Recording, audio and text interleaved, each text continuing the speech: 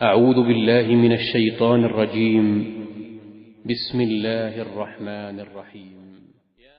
بسم اللہ الرحمن الرحیم۔ السلام علیکم ورحمۃ اللہ وبرکاتہ۔ بات کریں گے خواب کے اندر زہر کے کھانے کے حوالے سے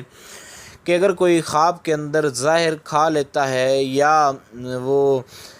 زہر جو ہے اس کو دیکھتا ہے تو اس کے لیے اس کی کیا تعبیر ہے، اس کے لیے وہ کیسی ثابت ہو سکتی ہے۔ حضرت امام ابن سیرین فرماتے ہیں کہ خواب کے اندر زہر کھانا یہ مال حرام اور خون باطل اور ناحق کام کی دلیل ہے، یعنی یا حرام مال کھائے گا یا پھر کوئی ناحق خون کرے گا یا پھر جو ہے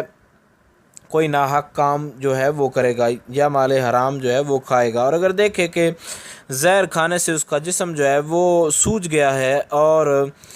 سوزش بہت زیادہ ہو گیا تو یہ اس بات کی دلیل ہے کہ یہ حرام مال جو ہے وہ حاصل کرے گا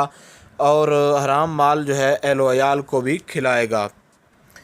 حضرت ابراہیم کرمانی فرماتے ہیں کہ خواب کے اندر اگر دیکھے کہ اس کا جسم زہر آلود ہے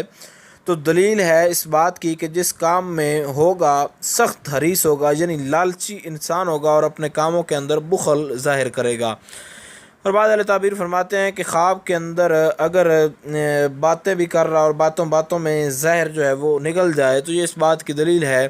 کہ عن قریب جو ہے اس کو غم اور دکھ پہنچے گا، اور اگر دیکھے کہ اس کے زہر کھانے سے اس کی موت واقع ہوگی یہ خواب کے اندر تو یہ اس بات کی دلیل ہے